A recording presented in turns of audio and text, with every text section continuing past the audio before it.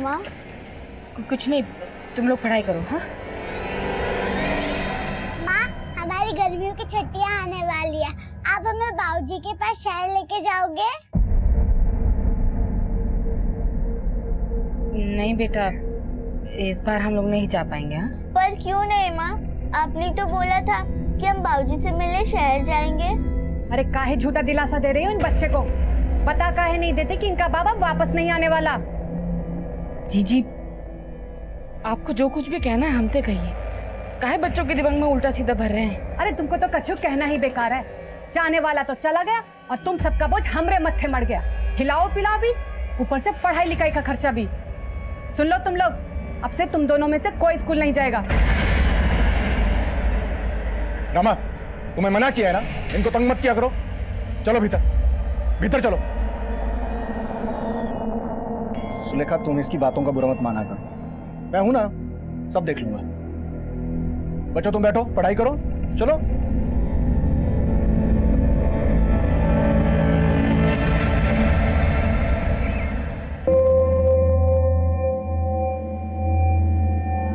अब तुम्हारी बारी।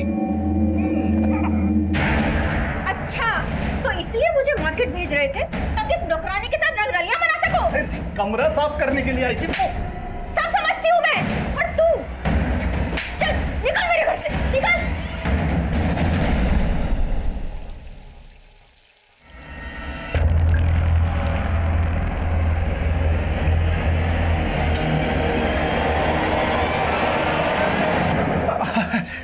अरे छुटकी और गुड्डी कहाँ है? जी वो स्कूल गए। फिर कहा सोचा है जिंदगी के बारे में? मेरा मतलब अकेली रहती हो, पति के बिना अच्छा नहीं लगता होगा ना। अब देखो तुम्हारी बिटिया का पालन पोषण कर रहे हैं, उसके बदले में कुछ तो चाहिए ना। बात सुनो, देखो सो के मनाओ, हमने तुम्हें इस घर से बाहर नहीं जाने दिया। हमारी बात मान लो, सब आगे अच्छा ही होगा। सुन रही हो?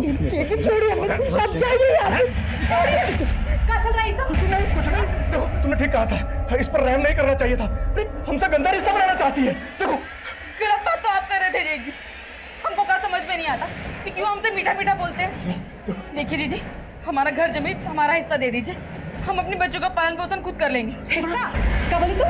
हिस्सा चाहिए तुमको? तुम्हारा शरीर का ना बोलते बोलते नोच करके ना तुम्हारा हिस्सा कर देंगे। एक तो हमारे पति पे डोरे डाल रही हो, ऊपर से हिस्सा मांगती हो। चल निकल। नहीं जीजी, हमारी बात तो है ना, हमारी बात तो सुन लीजिए। जीजी ठीक हो ना? जीजी ये कुलच्छनी डायन है, डायन। मेरी पत्नी पेट से थी और इसने उस पर हाथ रखा, मेरा बच्चा मर गया। इसने मेरे भाई की जिंदगी भी खराब की है। मैं कहता हूँ पूरे गांव पे शाप है, ये शाप हो। हाँ सरपंच साहब, ये हमारे घर आई तो हमारा बच्चा बीमार पड़ गया। हाँ, इन्होंने मेरी गाय को छुआ, गाय ने दूध देना बंद कर दिया। हाँ सरपंच साहब, ये डायन है, डायन। आप लोग शांत हो जाइए, पंचायत अपना फैसला सुनाती है। आज से अवध सिंह की पत्नी सुलेखा खा इस गांव में हुक्का पानी बंद किया जाता है। ना ही इसे कोई राशन देगा और ना ही इसकी कोई मदद करेगा। अगर किसी ने इसकी मदद करने की कोशिश की तो उसका भी हुक्का पानी बंद। आने वाले 7 दिनों में अगर यहाँ पर कोई अशुभ घटना हुई तो इस डायन को निर्वस्त्र करके पूरे गांव में घुमाया जाएगा। हाँ, बिल्कुल सही फैसला है पंचायत का, बहुत सही फैसला है सरपंच साहब।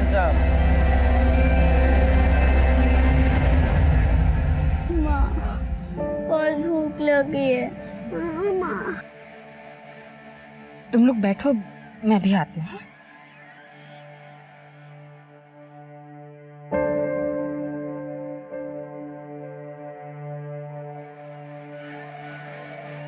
ये लो गुड़ का पानी, तुम दोनों थोड़ा थोड़ा पी लो। हाँ लो। माँ, गुड़ का पानी नहीं, दाल भात। माँ, कहाँ से लाऊं तुम लोगों के लिए दाल भात?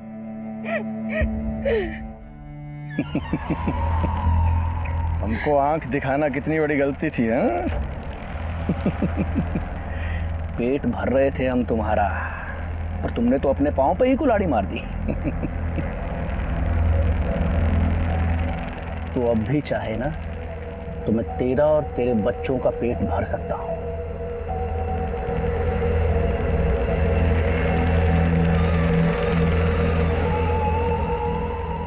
गुड्डी छुटकी, ये लो और अंदर जाओ। जाओ।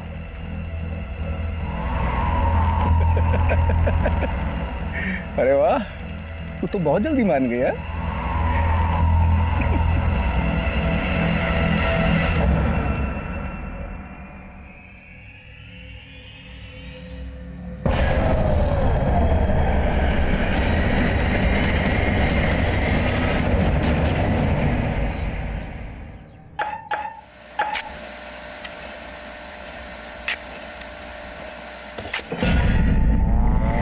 ठेकेदार साहब, क्या हुआ? ये देखिए हड्डी।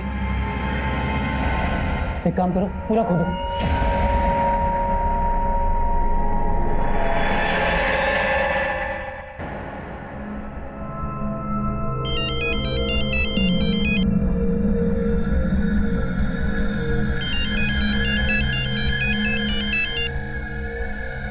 क्या हुआ?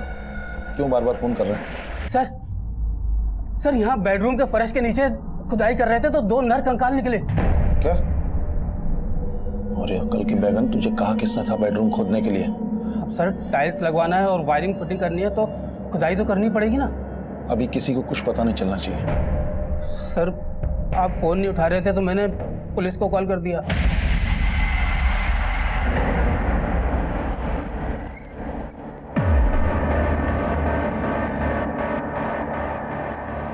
सर अंदर क्या हुआ है हमें जानना है। सर प्लीज बात करने दीजिए सर।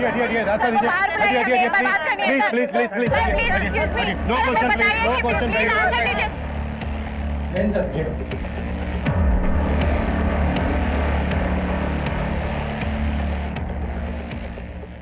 सर, इस घर का मालिक मनोहर लाल है और इस घर में जो ठेकेदार काम कर रहा है उसी ने मनोहर लाल को इन्फॉर्म किया था। देखो कुछ मिलता है के अंदर। सर घड़ी।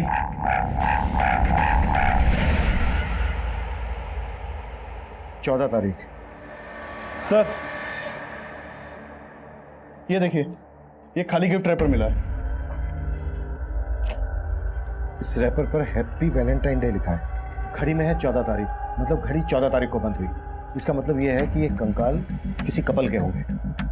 शायद इन्हें 14 फरवरी वैलेंटाइन डे के दिन दफनाया गया होगा। सर सच में हमें कुछ नहीं पता कंकालों के बारे में। सर 2 साल से इस घर में रह रहे हैं हम, तो सोचा रिनोवेट करवा देते हैं। उनको क्या मालूम था कि कंकाल निकल आएंगे यहाँ पे। और कौन कौन रहता है इस घर में? अकेले रहते हैं हम।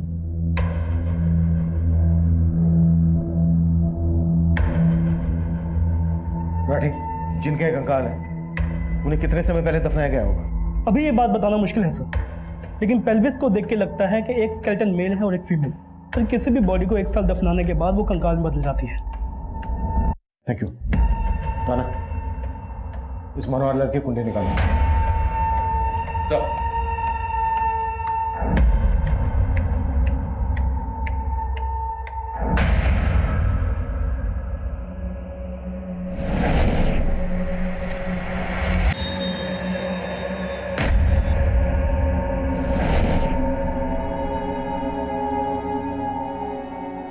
क्या हुआ चुटकी? संभालो, हम हैं ना।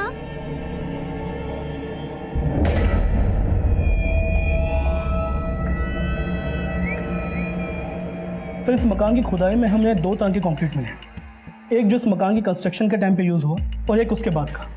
मतलब ये हत्याएं इस मकान के कंस्ट्रक्शन के बाद हुई हैं, जब ये मकान बन चुका है। Yes sir. उसके बाद बेडरूम में गड्ढा खोदकर इन लाशों को दफना दिया गया और उसके बाद कंक्रीट और टाइल्स से उसको कवर कर दिया गया। शर्मा, पता करो ये मकान कब बना था। कंकाल के साथ जो हमें हैप्पी वैलेंटाइन डे लिखा हुआ रैपर मिला है और 14 तारीख को बंद हुई घड़ी मिली है। 14 फरवरी और उसके आसपास की जितनी भी मिसिंग कंप्लेन है आसपास के सभी थानों में पता कर। आवाज लग रही है डियर आसन। बिजली गिराने का इरादा है। तुम्हारे लिए गिफ्ट लेकर आया हूं, ये पर इसे यहाँ मत खोलना, घर जाके। एक मिनट, हाँ, एक अर्जेंट फोन है। हाँ तो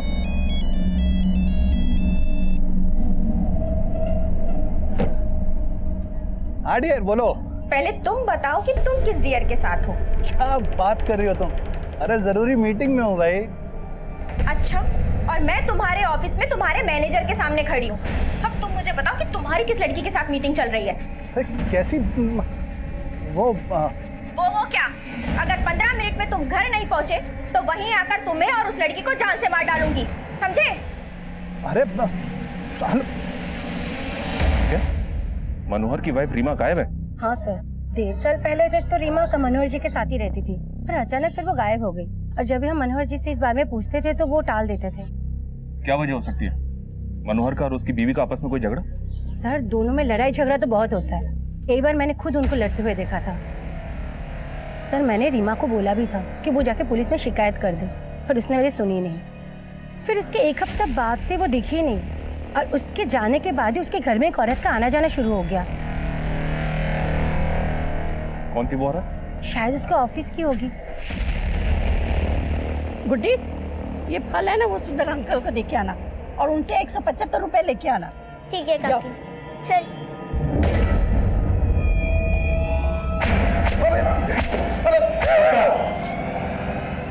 चल समझा शुरू। सर जरूर आपके किसी ने कान भरे हैं सर। हमने अपनी बीवी को मारा ही नहीं है सर, वो खुद हमें छोड़ के चली गई। आजकल कहाँ है रीमा? सर हमको मालूम नहीं सर।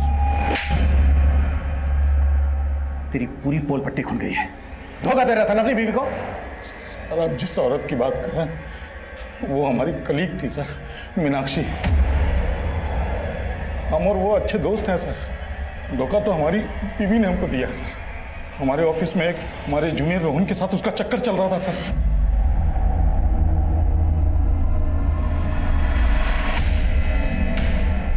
इसलिए तूने रीमा और रोहन को मारकर उस मकान के नीचे काट दिया, तो कंकाल मिले हमें वहां से। अब ये बोल, मीनाक्षी भी इसमें इन्वॉल्व थी? मीनाक्षी मनोहर की बीवी गायब है और तुम्हारे दोस्त के घर से हमें 2 कंकाल मिले, और तुम्हारे ऑफिस से हमने ये भी पता लगा लिया कि रोहन भी तभी से गायब है जब से रीमा। तुमने नहीं तो क्या अकेले मनोहर ने कांड किया है? अपनी पत्नी का पता बोल, हमें उसके मैके वालों से मिलना है। सर रीमा का यहाँ कोई नहीं था सर, और हम भी रीमा को अपनी शादी के सिर्फ 6 महीने पहले से ही जानते थे सर। रीमा मनोहर की दूसरी पत्नी है। पहली पत्नी तो 10 साल पहले ही गुजर गई थी। 2 साल पहले ही रीमा और मनोहर ने शादी की थी। सर वो कंकाल रीमा और रोहन के हैं ही नहीं, पुराना कांड है सर। कोई हमसे पहले जो रहता होगा ना, उसने किसी कपल को गाड़ दिया होगा वहां ले जाके। तेरे से पहले कौन रहता था वहां? सर ओम प्रकाश बिल्डर से लिया था हमने मकान। आज कहाँ ले जा रहे हो हनी? आज हाईवे रिसोर्ट पे कमरा बुक किया है तुम्हारे लिए। इसका फोन आ गया, 1 मिनट। हाँ बोलो। सर कहाँ हैं आप? क्या? मेरी बीवी फिर से ऑफिस आ गई क्या? सर बीवी नहीं, आफत आई है। पुलिस को आपके घर से 2 कंकाल मिले। क्या बकवास कर रहे हो तुम? किसने खबर दी है तुम्हें? सर अगर आपके पास फुर्सत है तो खुद चेक कर लीजिए। टीवी, अखबार, सोशल मीडिया सब में खबर चल रही है।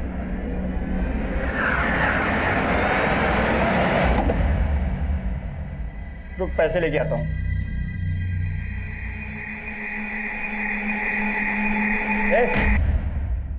चोरी करने का इरादा है? नहीं अंकल। अंकल की बच्ची, बताओ तेरे मालकिन को। मैंने तुम पे भरोसा किया और मुझे ये क्या सुनने को मिल रहा है? तुम चोरी कर रही थी? नहीं काकी। मैं कम इन सर? यस कम इन। सर मैं रजिस्ट्रार ऑफिस में रजिस्ट्रार से मिला था, तो पता चला कि वो मकान 10 साल पहले बनाया गया था, और सबसे पहले वो मकान ओम प्रकाश नाम के बिल्डर ने बनाया था। सर ये ओम प्रकाश, सर ओम प्रकाश ने ये मकान मोहन राकेश को बेच दिया था, और फिर 1 साल बाद इसने मोहन राकेश से वो मकान दोबारा खरीदा, और सर ओम प्रकाश ने कुछ महीने बाद वो मकान वापस बेच दिया मनोहर लाल को। उससे गौर करने वाली बात यह है कि ओम प्रकाश ने रीसेल में जिस दाम पे ये मकान खरीदा था उससे कम में उसे बेचा। एक बिल्डर अपने ही बनाए हुए मकान को कम कीमत पर क्यों बेचे?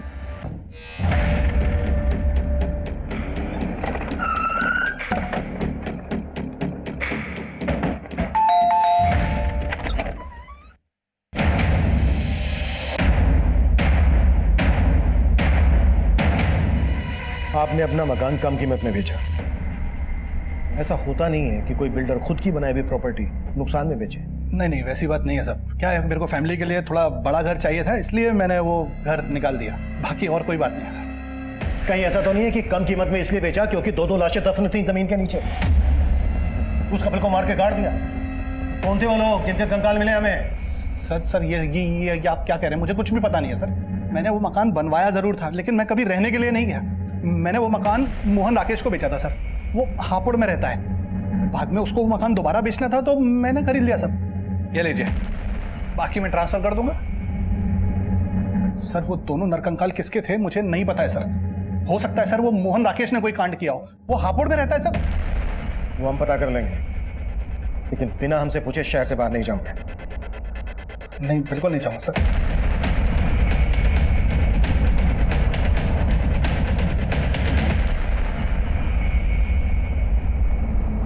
अच्छे से छिलना और छोटा छोटा काटना, ध्यान से, जल्दी कर।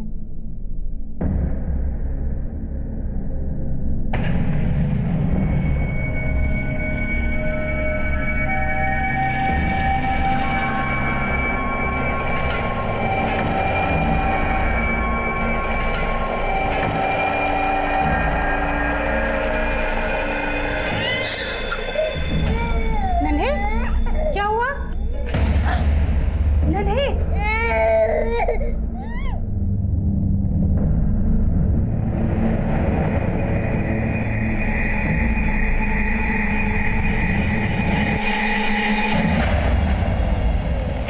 सर वो घर मैंने 2010 में खरीदा था, फिर मेरा मुंबई में ट्रांसफर हो गया। उसके बाद 2015 में मैं रिटायर हो गया। प्रॉपर्टी का कुछ फायदा नहीं था, इसलिए घर बेचने की सोचा मैंने। बिल्डर ओम प्रकाश को पता चला तो उसने वो घर खरीद लिया मुझसे। तब से लेके आज तक मैं अपने बेटे के साथ हापुड़ में रह रहा हूँ। कहीं ऐसा तो नहीं है कि पहले 2 लाशें दफन कर दी और उसके बाद घर बेच दिया? नहीं सर, कुछ समय के लिए मैंने वो घर किराए पर दिया था एक रिटायर आर्मी वाले को। चंदन सिंह नाम था उसका। आप घर की बिल्कुल फिक्र ना करें, अपने घर की तरह हिफाजत करूंगा। 1 साल तक चंदन किराया बराबर भेजता रहा। उसके बाद अचानक उसने पैसे भेजना बंद कर दिया। मैंने उसे बहुत कॉल किया, लेकिन उसने मेरे एक कॉल का भी जवाब नहीं दिया सर। फिर मजबूर होकर 2-3 महीने के बाद मैं उसे मिलने गया तो घर में ताला लगा हुआ था और चंदन का भी कहीं अता पता नहीं था। चंदन सिंह का फोन नंबर और कहाँ का रहने वाला था ये? हाँ, लगभग 1 साल रहा मैं उस घर में और फिर मुझे छोड़ना पड़ा क्योंकि किराया बहुत ज़्यादा था। 12 महीने का किराया तो मैंने एडवांस में दिया था। आप चाहें तो मेरे बैंक अकाउंट के स्टेटमेंट से चेक कर सकते हैं। राकेश लेकिन झूठ बोल रहा है कि मैंने उसे बिना बताए मकान खाली किया। ठीक है। चंदन का कहना है कि मोहन राकेश झूठ बोल रहा है। चंदन और मोहन राकेश दोनों की हिस्ट्री निकालो और पता करो कि इनकी पहचान में या परिवार में कोई कपल मिसिंग है क्या। मैं चेक कर रहा हूँ सर, पर इंक्वायरी में एक बात और पता चली है सर। इस ओम प्रकाश की एक बेटी है जो कई सालों से दिखी नहीं है। लोगों का कहना है कि ओम प्रकाश और उसकी बीवी तो ये बोलते हैं कि ये यूएस में सेटल्ड है। ये उसकी बेटी है सर। ठीक है, रीमा और रोहन के साथ साथ ओम प्रकाश की इस बेटी के बारे में पता करो कि वाकई में यूएस में है क्या फिर इसमें कोई ऑनर किलिंग का एंगल है। Okay sir. अरे अब तो मैं घर से बाहर भी नहीं जाता। अब किस बात की टेंशन ले रही हो? टेंशन तो मेरी जिंदगी में उसी दिन घर कर गई थी जिस दिन तुमसे मेरी शादी हुई थी। ये टेंशन मरने के बाद भी मेरा पीछा नहीं छोड़ने वाली।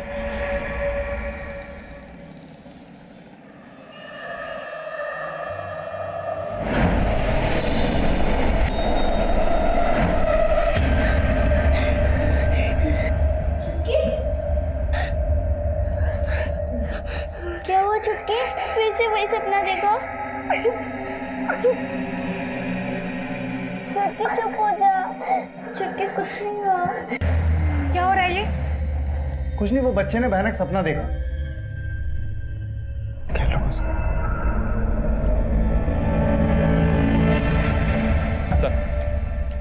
सर मैंने पता किया, ओम प्रकाश की बेटी वाकई में यूएस में सेटल्ड है। लेकिन सर एक मिसिंग कपल मिला है जिसका कनेक्शन ओम प्रकाश के साथ है। इस ओम प्रकाश ने एक बार नगर पालिका के एग्जीक्यूटिव इंजीनियर को जान से मारने की धमकी दी थी। ये देखिए सर, ये वो इंजीनियर है, इसका नाम प्रताप है।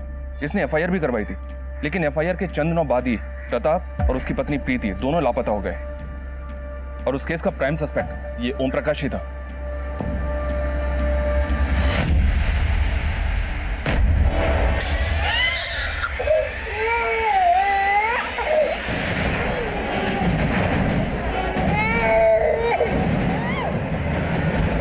कर्म जैसे जला दिया ना मेरे बेटे को। हाँ? अब बताती हूँ मुझे जलन क्या होती है। चल बताती हूँ। हाँ? जलाया ना मेरे बेटे को, जलाया ना। अब देख।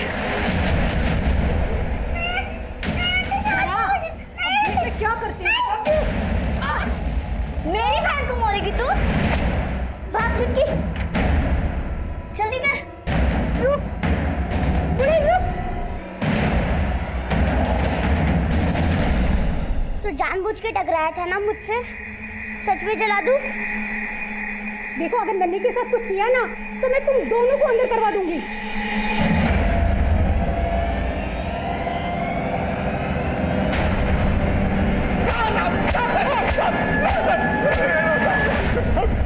चल बोल, वो एग्जीक्यूटिव इंजीनियर प्रताप और उसकी पत्नी कहाँ है?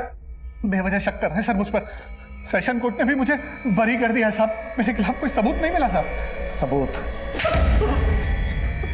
तो अब मिला है। दो कंकाल मिले तेरे बनाए हुए मकान में, और वो केस भी अब फिर से खुलेगा। सर बात सिर्फ इतनी सी है कि मैंने उस इंजीनियर को थोड़ा सा धमकाया था साहब। सर वो एक नंबर का भ्रष्ट आदमी था। डिपार्टमेंटल इंक्वायरी चल रही थी सर, आप पता कर सकते हैं उसके खिलाफ। उसको लगा कि वो अरेस्ट हो जाएगा इसलिए वो गायब हो गया। साहब गाजियाबाद थाने में जाके पता भी कर सकते हैं, पर उसके गायब होने में मेरा कोई हाथ नहीं है सर। जब तक सच ना खुले ना।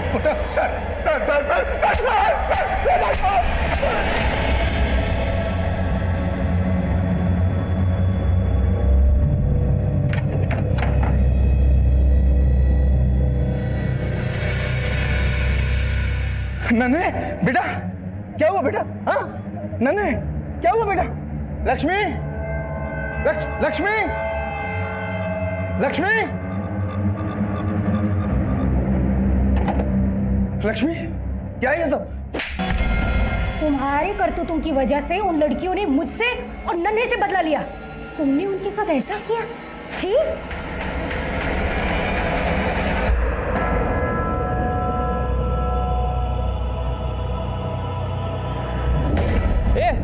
रुको।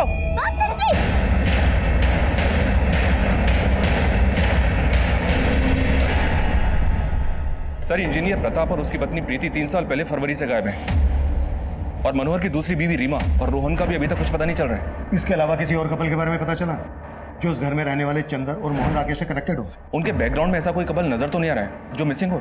माना रीमा, रोहन, प्रीति, प्रताप नहीं मिल रहे हैं, लेकिन जब तक फोरेंसिक रिपोर्ट नहीं आ जाती तब तक हमें हर पॉसिबिलिटीज पर काम करना है।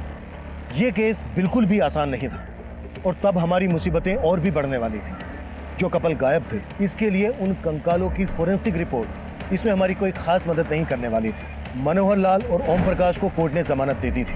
रीमा, रोहन और प्रीति प्रताप के अलावा एक और कपल हमारी फहरिस्त में जुड़ने वाला था। सर ये विजय, ये इस एरिया में 7 साल से रह रहा है। बोलो विजय। साहब यहाँ पास में फैक्ट्री है, वहाँ काम करता था वो मुझे दिखा था एक बार यहाँ। अरे जितेंद्र तू यहाँ? विजय, अरे इधर कुछ काम था, चल मिलते हैं। चल ठीक है, बाय। साहब तब उसको मैंने चंदन अंकल घर आते हुए देखा था, उस मेड ने दरवाजा खोला था। थैंक्स विजय। क्या तुम वो फैक्ट्री हमें बता सकते हो जहाँ जितेंद्र काम करता था? जी यही पास में है। जी हाँ, मैं जब वहाँ रहता था तो एक मेड कुछ दिन के लिए मेरे यहाँ काम करने आया करती थी, लेकिन मैं किसी जितेंद्र को नहीं जानता। मुझे तो ये भी नहीं पता कि कोई जितेंद्र नाम का आदमी उस मेड से मिलने आया करता था। अब कहाँ है वो मेड? मुझे इस बारे में नहीं पता सर। उसने सिर्फ 6-7 दिन मेरे यहाँ काम किया था, मुझे तो अब उसका नाम तक याद नहीं है। कोई 6-7 दिन के लिए मेड तो रखता नहीं। कहीं ऐसा तो नहीं है कि वो आपकी मेड नहीं कोई और थी जिसका जितेंद्र के साथ अफेयर था? जितेंद्र भी 2 साल से गायब है, कहीं वो दोनों कंकाल इन्हीं दोनों के तो नहीं? अरे सर कैसी बात कर रहे हैं आप? उस दौरान मुझे एक मेड की ज़रूरत थी, इसलिए मैंने आसपास के लोगों को बोला था, और वो खुद काम मांगने आई थी मेरे पास। आपको काम वाले बाई की ज़रूरत थी? हाँ हाँ जी, मैं घर के सारे काम करती हूँ, आप मुझे रख लीजिए। सर उसने सिर्फ 6-7 दिन काम किया था, उसके बाद अचानक आना बंद कर दिया। मुझे लगा शायद उसको काम जमा नहीं होगा। शिव जी सर मैं उस फैक्ट्री के मैनेजर से मिला। उसने बताया कि 2 साल पहले जितेंद्र ने अचानक से फैक्ट्री आना बंद कर दिया था। वो वहाँ डेली वेजेस पर काम करता था, इसलिए सबको लगा कि शायद उसने कहीं और काम पकड़ लिया होगा। सर जितेंद्र के कोवर्कर ने बताया कि उसका मंजरी नाम की एक लड़की के साथ अफेयर था जो उससे मिलने के लिए फैक्ट्री में आती थी। सर ये मंजरी वही मेड हो सकती है जिसको विजय ने चंदन के घर देखा था। फैक्ट्री से जितेंद्र का नंबर मिला तो है, लेकिन बंद है। उस नंबर के कॉल रिकॉर्ड चेक लो और पता करो कि वो नंबर कौन से एड्रेस पर रजिस्टर्ड है। Right sir.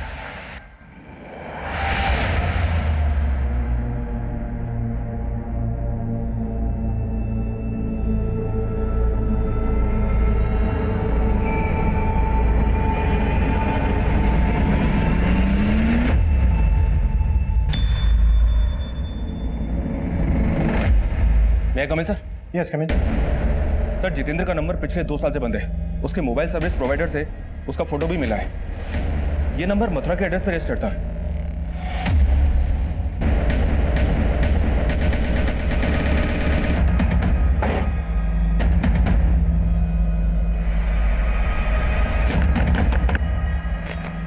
जितेंद्र जी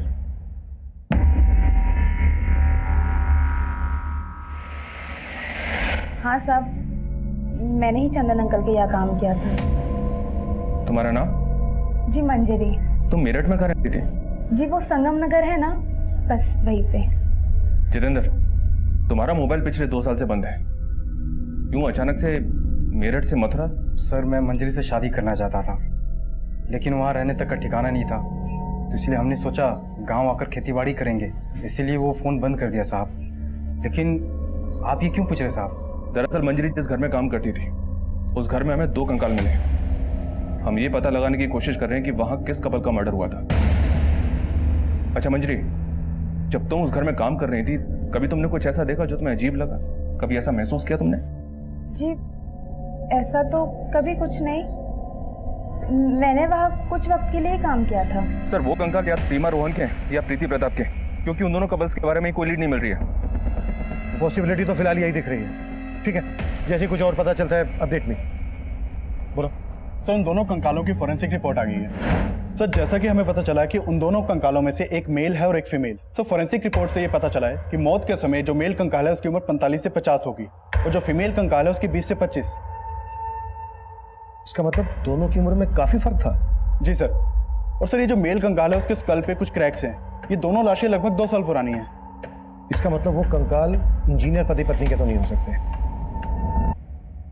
मनोहर की पत्नी उम्र में मनोहर से काफी छोटी थी और मनोहर का कलीग रोहन अब से 2 साल पहले लगभग 45 साल का था।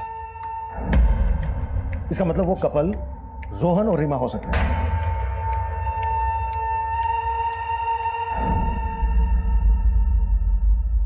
राना, मनोहर को लेके आओ क्विक।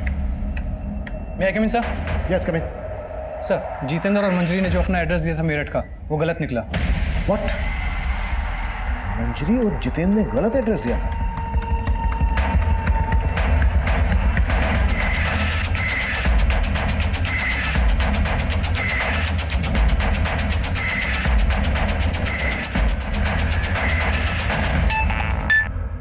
हेलो सर मनोहर गायब है, ना ऑफिस में है ना घर में है, और अपना फोन भी बंद कर रखा उसने।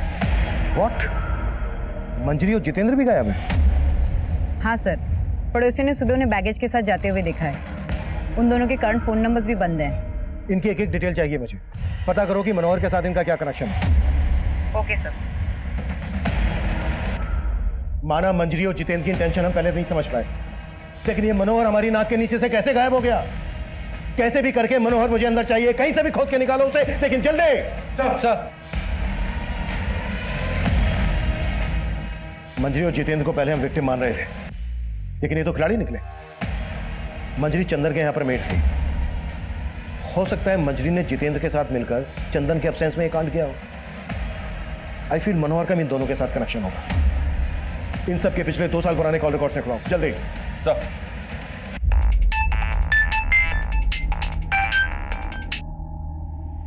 हेलो सर, जितेंद्र के पड़ोसियों से पूछताछ की तो पता चला कि मंजरी यूपी के सिकंदरपुर गांव की थी।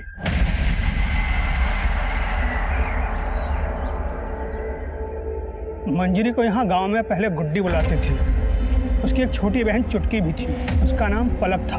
10 साल पहले मैंने उनको आखिरी बार देखा था। अगर मैंने उन्हें नहीं बचाया होता तो उन बेचारियों का भी वही हश्र होता जो उनकी माँ का हुआ। अरे वाह, तू तो बहुत जल्दी मान गया। वो हमारा सिर्फ दाना पानी बंद करवा सकता है, अपने वासना की भूख नहीं मिटा सकता, समझो? जिंदा नहीं छोड़ोगे।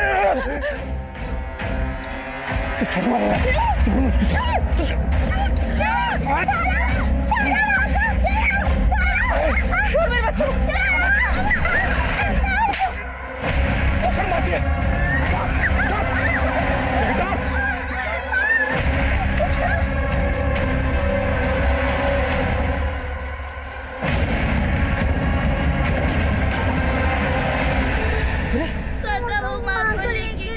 चिंता मत करो, मैं हूं ना, मैं हूं तुम्हारे साथ। चलो आ जाओ, आ जाओ, चलो। अब तो भगा दिया था। क्या उनकी माँ को गांव वालों ने मार दिया? नहीं साहब, गांव वालों ने नहीं, प्रेम ने अपने कुछ साथियों के साथ मिलकर सुलेखा को मार डाला। गांव वालों के लिए सुलेखा पहले से ही डाइन साबित हो चुकी थी। उसकी मौत पर आंसू बहाने वाला कोई नहीं था। तरह तरह की भ्रांतियां भर दी गांव वालों के मन में। उसका फल मिला उसे, तिल तिल के मरा। 2 साल तक खाट से नहीं उठा मरने से पहले। लेकिन मंजरी किसी जितेंद्र नाम के लड़के के साथ शादी करके रह रही थी मथुरा में। वो तो मुझे नहीं मालूम साहब। और उनके पिता? अवध सिंह, वो मेरठ में रहते हैं। वहाँ उन्होंने किसी और औरत के साथ शादी करके घर बसा लिया। मेरठ में जहाँ रहते हैं उनका पता दीजिए।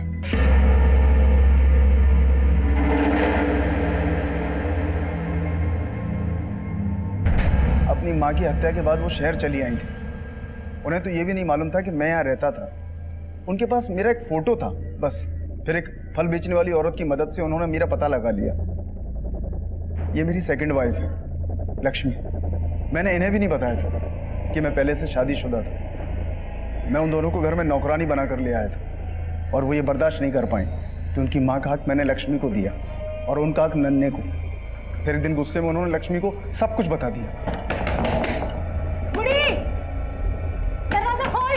तुम ही हो कारण जिसके वजह से हमारे बाबूजी ने हमारी माँ को छोड़ा था। क्या? ये क्या कह रही हो तुम? हाँ, वो सिर्फ नन्हे के नहीं, वो हमारे भी बाबूजी है। और तुम हमें नौकरों की तरह मारती हो, लेकिन अब नहीं सहेंगे हम। अब हम नन्हे को मारेंगे। प्लीज मेरी बात सुन। इसमें नन्हे की क्या गलती है? मैं तो खुद भी नहीं जानती थी कि वो तुम्हारे भी बाबूजी है। प्लीज बेटा, नन्हे के साथ कुछ मत करना। वो दोनों पिघल गई थी, कसूर उनका नहीं इनका था। मैंने तो फिर भी इनको माफ कर दिया, लेकिन वो शायद कभी इनको नहीं माफ करेंगे। इस वक्त कहाँ हैं दोनों बहनें? सर वो तो उसी दिन चली गई थी और उसके बाद लौट के घर वापस नहीं आई। कहीं ऐसा तो नहीं है कि आप जानते हैं मंजरी कहाँ है और जानबूझकर हमें नहीं बता रहे हैं? सर हमें कुछ नहीं पता, हम सच में आपसे कुछ नहीं छुपा रहे। सर उस फ्रूट बेचने वाली को गुजरे भी सालों हो चुके हैं जब पलक और मंजरी काम करती थी। ना तो जितेंद्र का कुछ पता चल रहा है और ना ही मनोहर के बारे में कोई लीड मिल रही है। मैं coming sir? Yes coming. Sir Manjari 2 साल से जितेंद्र के साथ जहाँ रह रही थी वहाँ कभी किसी ने पलक को नहीं देखा।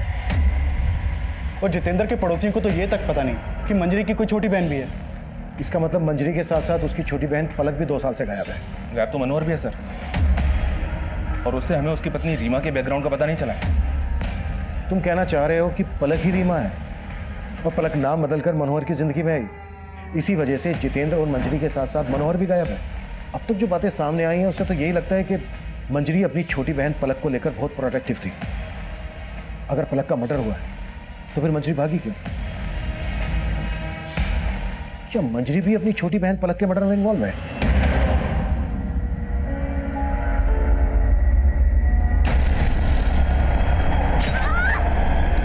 सर हमने मनोहर, चंदन, जितेंद्र और मंजरी के 2 साल पुराने कॉल रिकॉर्ड्स निकाले। मनोहर का जितेंद्र और मंजरी के साथ तो कोई कनेक्शन नहीं मिला है, लेकिन चंदन, जितेंद्र और मंजरी के कॉल रिकॉर्ड्स में एक कॉमन नंबर मिला है। वो नंबर किसी सोनलाल का है।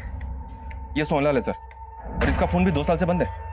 सर मंजरी के ऊपर कोसी हाईवे के पास रुद्रनगर में जानलेवा हमला हुआ है और कोसी पुलिस ने मंजरी की फोटो सारे थानों में सर्कुलेट कर दी है। सर जिस वक्त मंजरी के ऊपर हमला हुआ उसका बच्चा भी उसके साथ था। सर एक आई विटनेस ने जितेंद्र को मंजरी के ऊपर हमला करते हुए देखा था।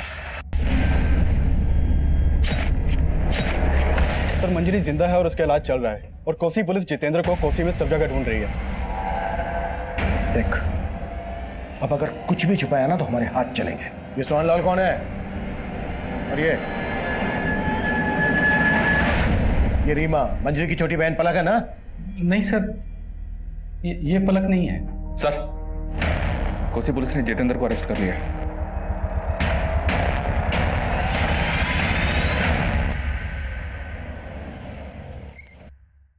मैं और छुटकी हमेशा माँ से पूछती थी, माँ हमारी गर्मियों की छुट्टियां आने वाली है, आप हमें बाबूजी के पास शहर लेके जाओगे?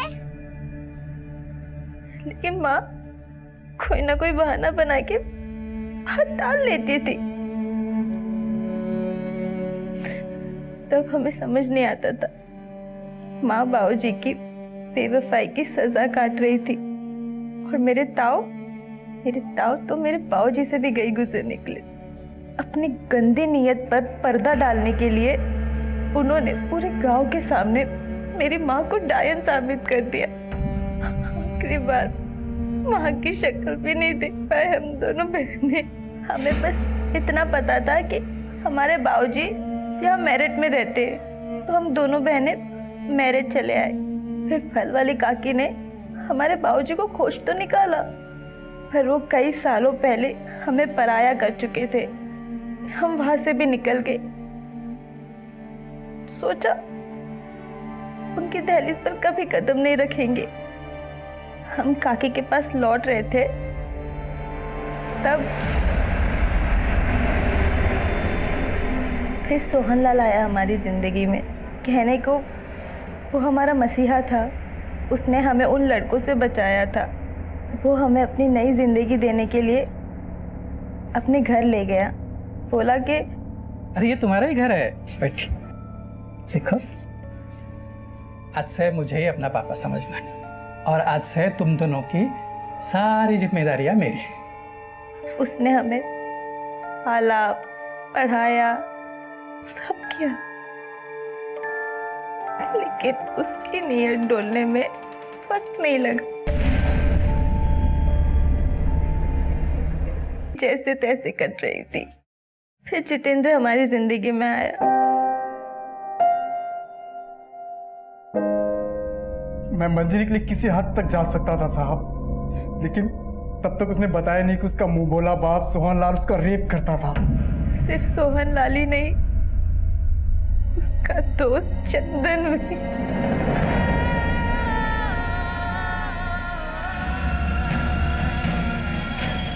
उस दिन वैलेंटाइन डे पे मंजरी चंदन के घर पे थी। मैं वहां उसको विश करने गया था साहब। Happy Valentine day. Thank you.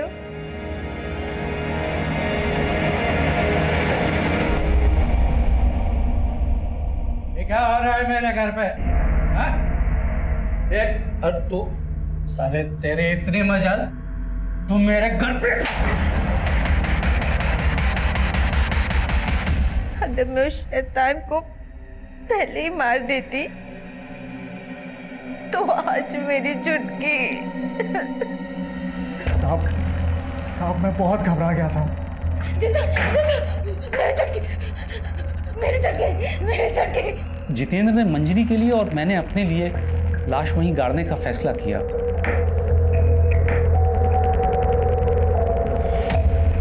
जब माँ गई तो एक छुटकी ही थी।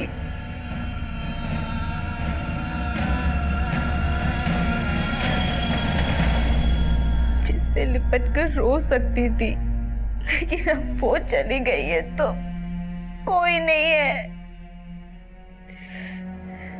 जितेंद्र भी नहीं। मंजरी से शादी तो कर ली, लेकिन सहन नहीं कर पाया कि मेरा और मंजरी के बीच सोहनलाल मरा ही नहीं था। वो मेरा बच्चा नहीं था, वो सोहनलाल का बच्चा था साहब। और जब आप हमसे मिलकर गए तो मंजरी काफी डर गई थी।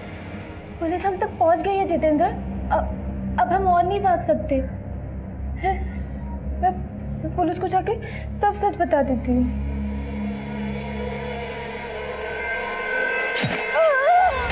मर जाती तो जरूर पछतावा होता साहब। अगर अभी कोई पछतावा नहीं है, जिंदगी ने जो दिया है सब कुछ आपके सामने रख दिया। बस इतनी सी गुजारिश है कि मेरी बेटी वो बने जो मेरी और मेरी छुटकी की किस्मत में नहीं था।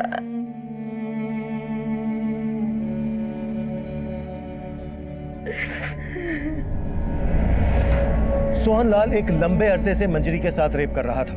जिस दिन से इस अन्याय की शुरुआत हुई, तभी यह अपराध अपनी दस्तक दे चुका था। अगर मंजरी पहले ही हिम्मत करके मदद मांगने हमारे पास आई होती तो शायद उसे न पलक के लिए अफसोस होता, न अपनी बेटी के भविष्य के लिए। चंदन और सोहनलाल जैसे लोगों के लिए मौत की सजा भी कम है, लेकिन इस केस की विडंबना यह है कि सोहनलाल की मौत के लिए मंजरी को सजा भुगतनी पड़ेगी। वो दो कंकाल उस घर से मिलने के बाद हमारे सामने और भी दो केसेस के गड़े मुर्दे खुले, रीमा रोहन और प्रीति प्रताप। इनका गायब होना आज भी रहस्य बना हुआ है। मनोहर लाल और ओम प्रकाश अब भी इन केसेस में हमारे सस्पेक्ट हैं। अब मैं सीनियर इंस्पेक्टर अभिमन्यु जिंदल आप लोगों से विदा लेता हूं। आपसे फिर मुलाकात होगी एक नए केस के साथ। स्वस्थ रहिए, सतर्क रहिए और देखते रहिए क्राइम पेट्रोल 10 तक। मकसद बताना नहीं, बचाना है।